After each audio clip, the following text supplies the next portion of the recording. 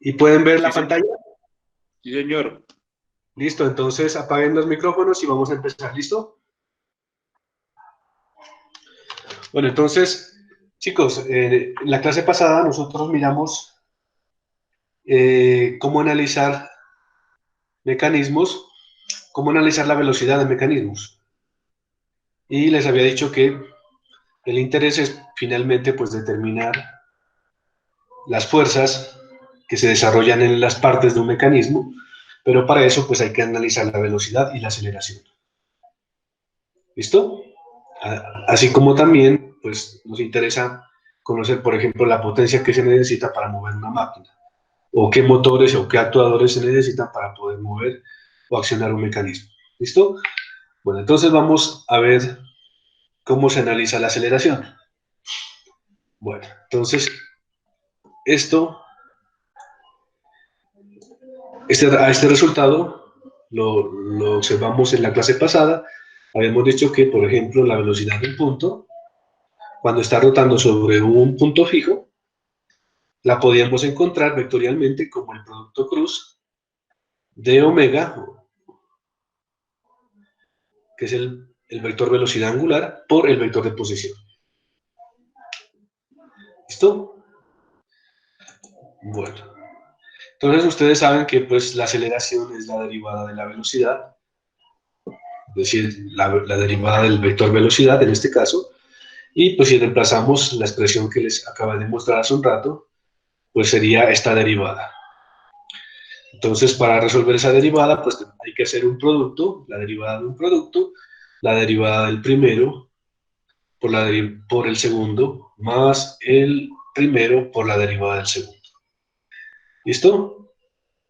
Esta, esta expresión que les estoy mostrando aquí, les estoy señalando en rojo, nosotros la abordamos pues un poco rápido en la anterior clase. Les decía que la demostración de cuánto vale esta derivada pues se hace en dinámica, y pues voy a aprovechar ese resultado para llegar a esta expresión. ¿Sí? O sea, la aceleración de un punto respecto a un punto fijo se puede encontrar de esta forma. ¿Listo? Esa sería la expresión. Listo. ¿Qué características tiene esa expresión? Miren, aquí sale un producto cruz entre el vector velocidad angular y el vector de posición. O sea que esta expresión tanto resulta en un vector AT, por ejemplo, en este caso, que es perpendicular a este y a este vector, por la definición de producto cruz. A esa componente se le suele llamar la aceleración tangencial. Y por acá sale otro vector, por este lado. Miren que de aquí salía un vector que es perpendicular, ¿cierto? De esta expresión salía un vector perpendicular a este y a este, pero aquí sale otro producto cruz, hay otro producto cruz. Y esa componente de aceleración se le denomina aceleración normal y va dirigida hacia el centro de rotación. ¿Listo? Entonces ahí aceleración normal, aceleración tangencial, y ahí aparece un alfa, que sería este alfa, la aceleración angular con la que está rotando la barra en este caso, ¿no? Tengan en cuenta las direcciones. La aceleración normal apunta hacia el centro de rotación, la aceleración tangencial es perpendicular a la barra. ¿Listo? Bueno, aquí están las expresiones que miramos antes. Aceleración normal, aceleración tangencial, aceleración angular y velocidad angular, que ya la conocíamos, ¿no? Bueno, cuando normalmente en estas ecuaciones, cuando aparece una expresión con un gorrito, quiere decir que es una expresión vectorial, y si aparece simplemente el símbolo solo, quiere decir que es una magnitud. ¿Ok? Bueno, entonces aquí están graficadas para la barra la componente normal dirigida hacia el centro de rotación, la componente tangencial, y pues el vector aceleración sería la suma de esta componente y esta componente, ¿no? Como se muestra aquí. ¿Listo? Bueno.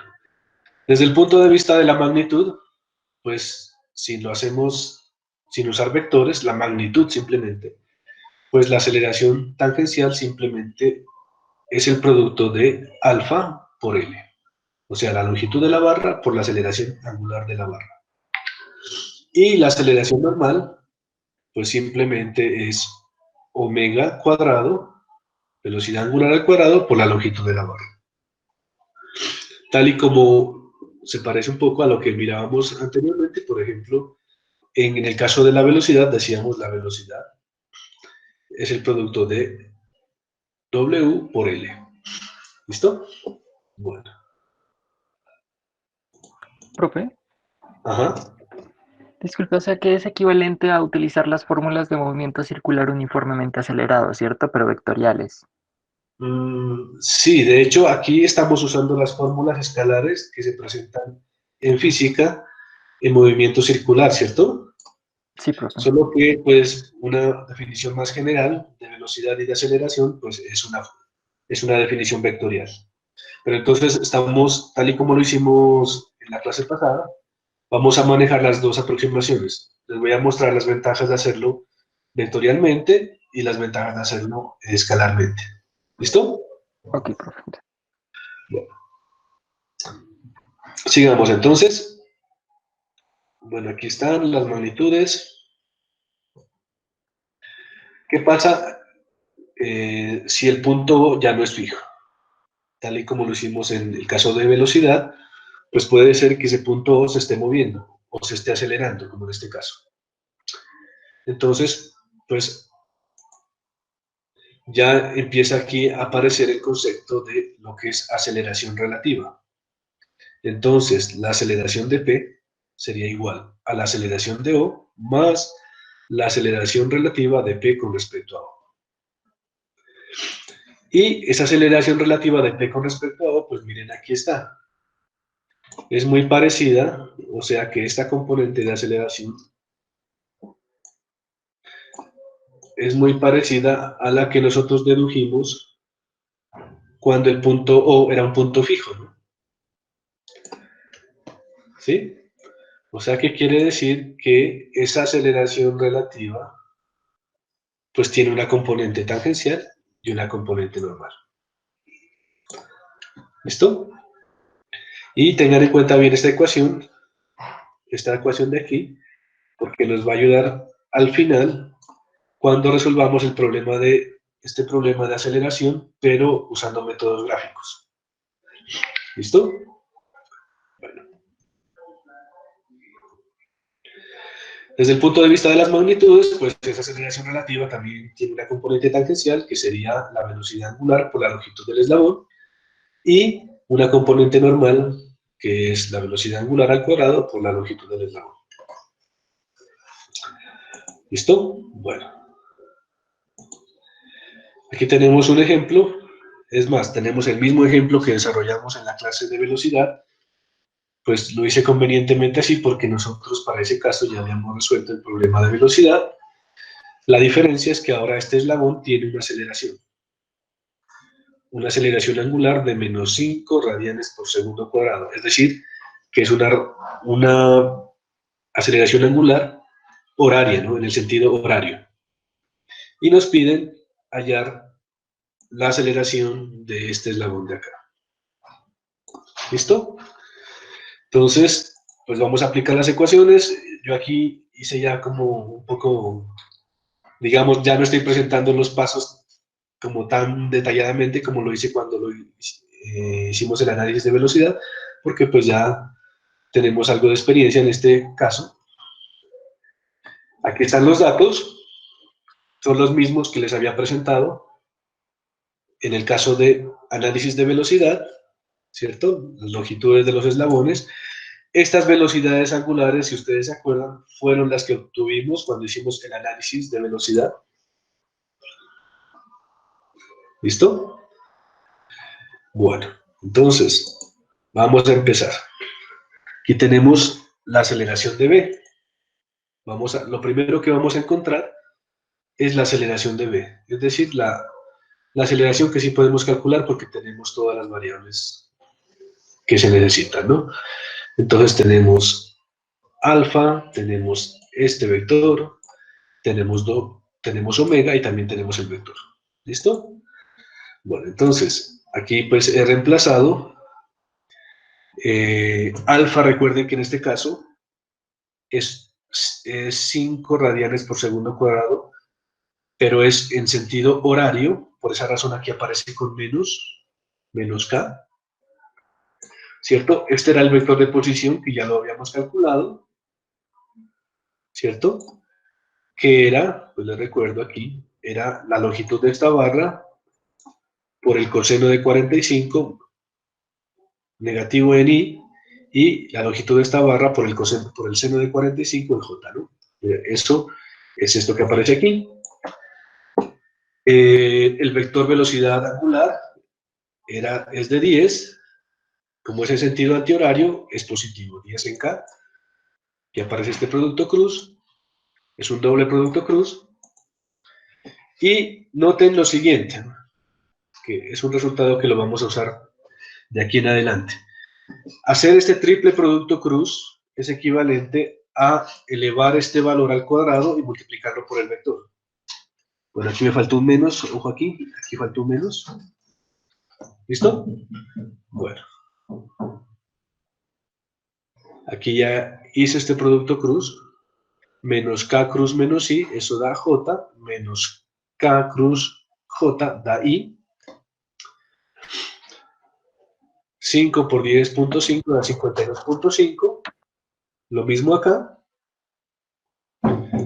Y finalmente la aceleración de B tendría estas componentes. 1102.5 en I y menos 997.5 en J centímetros por segundo. ¿Listo? ¿Hasta ahí alguna duda? Yo, profe. ¿No? Yo, profe. Dime. Profe. O sea, respecto al producto cruz, por ejemplo, ¿el producto cruz es conmutativo? El producto cruz no es conmutativo. ¿No? Y ¿verdad? Se puede, por ejemplo, invertirlo. Por ejemplo, si tengo A cruz B, puedo decir, creo que es que no recuerdo si se puede esta propiedad, B cruz A con signo negativo. Con signo negativo, sí. Es decir, que si tú tienes, por ejemplo, I cruz J es K, ¿no? Sí, Si tú haces J cruz I es menos K. ya. Cambia el signo, ¿no? Ok. Y, profe, una pregunta más.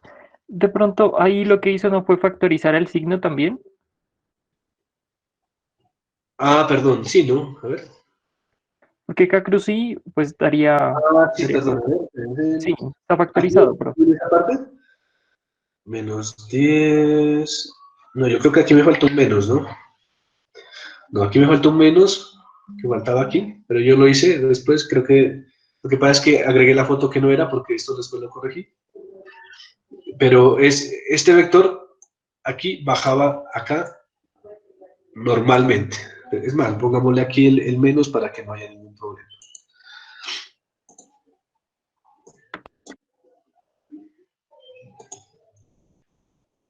Voy a ponerle ahí un... Bueno, a ver. Bueno, ahí está ese menos. Listo. Ahí sí va el menos. Bueno, si ese menos. Menos 10.5, listo. Voy a grabar aquí. Listo, sigamos. Esta es la aceleración de B. Listo. Cuando nosotros operamos, sumamos componentes en I, sumamos componentes en J, nos resulta esto, ¿no? Eso lo pueden verificar ustedes, pues ya con más detenimiento en su casa. Bueno, vamos ahora con C. C, que es el punto que está conectando a la barra C, es un punto que pertenece a esta barra y pertenece a esta barra, ¿no? Es decir, que nosotros la aceleración de C la podríamos calcular por este lado o la podríamos calcular por este lado. Y de hecho eso es lo que vamos a hacer porque necesitamos No conocemos algunas variables de aquí y tampoco algunas variables de acá, entonces necesitamos resolver un sistema de ecuaciones. Entonces, cuando nos vamos por este lado, vamos a relacionar la aceleración de C con la de B. ¿Listo? Entonces, eso está por acá. Listo. Entonces, aceleración de C sería igual a la aceleración de B más la aceleración de C con respecto a B.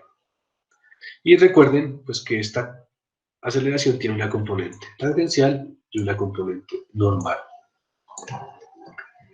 ¿Listo? Aquí reemplacé algunos valores, por ejemplo, la aceleración de B, esta ya la encontramos anteriormente, ¿cierto? Y voy a calcular la componente tangencial y la componente normal. La componente tangencial, pues, es ese producto cruz de alfa 3 cruz, vector de posición de C con respecto a B, y la componente normal es este doble producto cruz por el vector de posición de C con respecto a B. Cuando reemplazamos esos valores, bueno, antes de reemplazar, recuerden que este vector de posición de C con respecto a B, nosotros en el análisis de velocidad lo calculamos, era 22.6, que es la longitud de la barra, por coseno de 25 en I, más seno de 25 en J. Entonces, este vector, aquí está, calculado, y da 20.48 en I y 9.55 en J. ¿Listo? Reemplazando ya los valores aquí en esta ecuación, pues tendríamos esto, ¿no? Esta parte sería la aceleración de B. Noten aquí lo siguiente, lo que he hecho aquí. Como yo alfa 3 no lo conozco, yo lo pongo aquí como una variable, pero supongo que va en K. Voy a suponer que es positivo. ¿Listo? Aquí estaría el vector de posición que les nombré. Y aquí ese doble producto cruz, pues nosotros sabemos que eso es simplemente omega 3 al cuadrado por el vector. ¿Listo? Entonces, reemplazando aquí, haciendo este producto cruz, por ejemplo, K cruz I, eso da J, K cruz J da menos I. Aquí no hay ningún producto, simplemente es menos I, esta parte, y esta sería menos J. ¿Listo? Y finalmente, eso, cuando factorizamos, aquí tenemos que agrupar componentes en I, componentes en J, ¿listo? Componentes en J y pues ahí ya tendríamos la aceleración de C, por un lado, aceleración de C. Por el otro lado, tendríamos que relacionar, por el otro lado, relacionar el punto C con el D. Pero en este caso sabemos que el D es un punto fijo, ¿no? Eso nos va a facilitar un poco la vida. Entonces, volvamos acá. Por otro lado, aquí estamos. Entonces, vamos a relacionar el punto C con el D. Sabemos que la aceleración de C es igual a la aceleración de D más aceleración de C con respecto a D. Esta parte no existe, es un punto fijo, el punto D.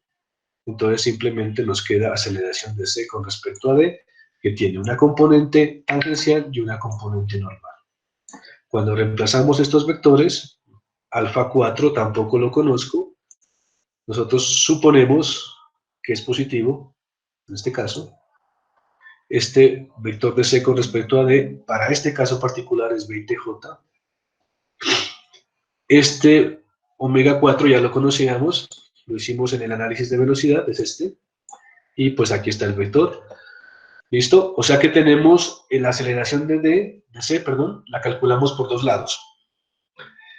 Y tenemos varias incógnitas, alfa 4 y alfa 3. Entonces nosotros podemos igualar, aquí tenemos la aceleración de C calculada por el lado de la barra 4, podemos igualar componentes, o sea, vamos a igualar, aquí hago un paréntesis, Profe, vamos a igualar, perdóname, digo, antes de responderte, vamos a igualar estas componentes que obtuvimos por un lado con estas que obtuvimos por el otro lado. Porque es la misma aceleración que tiene componentes en I y en J. Entonces acá vamos a igualar componentes en I y componentes en J. ¿Listo? Ahora sí puede, dime, Diego. Profe, en el cálculo escalar, ¿por qué el signo menos? ¿Podría regresar una diapositiva, por favor? A ver, Aquí- ¿dónde? Ahí, en la W4 al cuadrado, ¿por qué ese signo menos, profe? K cruz J es menos I, ¿no? Ah, ok, ya. ¿Listo? Bueno. Gracias. Bueno, entonces aquí igualamos componentes. Miren que aquí ya tenemos un sistema de ecuaciones de 2 por 2. Y pues aquí podemos, por ejemplo, de esta ecuación, despejar directamente alfa 3. Entonces alfa 3, pues aquí igualo, este pasa abajo y despejo, me da 3.33 radianes por segundo cuadrado. Y después lo reemplazo en la otra ecuación y me da menos 26.69. Perdón, creo que aquí hay un error. Debe haber un... Ah, no, sí, está bien. Menos 26.69 radianes por segundo al cuadrado. ¿Listo? Bueno, entonces, pues aquí ya he respondido lo que nos preguntaban en el problema. Yo lo verifiqué, aquí están los resultados en Working Mode. Obviamente es más precisa la solución analítica, ¿no? Aunque, bueno, pues, eso es también un poco relativo. Cuando nosotros tomamos los valores del coseno, del seno completamente, pues es más precisa la solución analítica, ¿no? Bueno, pero de todas formas sí hay una correspondencia. Por ejemplo, aquí podemos comparar, esta es la aceleración de B, la componente en X, la componente en Y. Por acá está la aceleración de esta barra, que es menos 26.85, y la aceleración de esta barra, que es 3.2 en el programa, ¿no? Acá nosotros nos dio 3.3 a mano y menos 26.69. ¿Cierto? ¿Hasta ahí alguna duda? No, profe. Bueno, entonces les voy a explicar cómo se lo hace en Working Model. Porque, bueno, ahí les presenté el resultado, pero de pronto me van a decir cómo se lo hace aquí, ¿no?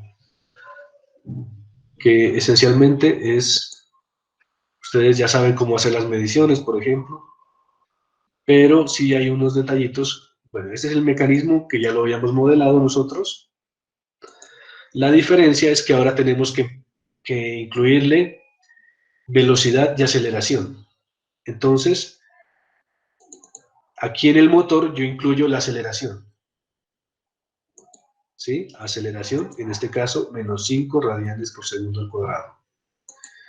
Y la velocidad se la tengo que incluir como una velocidad inicial a la barra.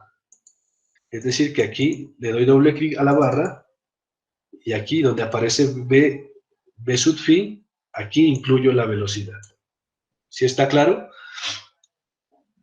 Cuando hacíamos el análisis de velocidad, nosotros al motor directamente le poníamos la velocidad. En este caso tenemos que incluirla como una velocidad inicial y al motor le ponemos la aceleración. ¿Listo? Por una parte. Por otra parte, pues de pronto, para los que se lo pregunten, cómo calcular la aceleración de un punto, pues tocamos ese punto, le damos medir, aceleración, ¿cierto? En este caso no me lo está tomando, sí me lo tomo, sino que lo traslapo, ¿no? Y así de esa forma medimos la aceleración, y para medir la aceleración angular, pues tocamos ya no un punto, sino la barra, y damos medir aceleración rotacional, ¿no? ¿Listo? ¿Está claro cómo se hace en Working Model?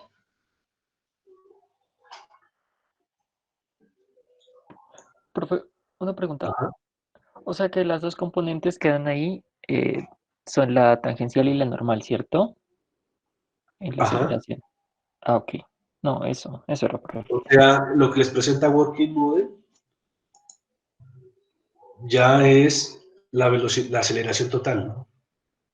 Y les da la componente en X y la componente en Y. Ya. ¿Listo?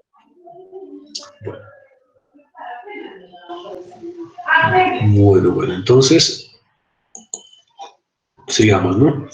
Listo. Bueno, tal y como lo hicimos también con la velocidad, resulta que también hay una forma de hacerlo gráficamente, ¿no? Entonces, miren, para hacerlo gráficamente, pues aquí he tratado de esbozar los eslabones. Este sería el eslabón BA, este sería el eslabón BC y este sería el eslabón CD. Entonces, noten que, por ejemplo, nosotros para el punto B conocemos tanto la componente tangencial como la normal. Y además conocemos las direcciones, porque sabemos que es perpendicular a la barra la componente tangencial y que la normal es dirigida hacia el centro de rotación. Por parte del punto C, sabemos que la aceleración de C con respecto a B normal va dirigida hacia el centro, va dirigida hacia el punto B, que sería el origen, en este caso, o el origen relativo. Y además también podemos calcularla, porque esta depende solo de la velocidad. Respecto a la tangencial, la aceleración de C con respecto a B tangencial, solo sabemos que es perpendicular a la barra, no podemos calcular la magnitud.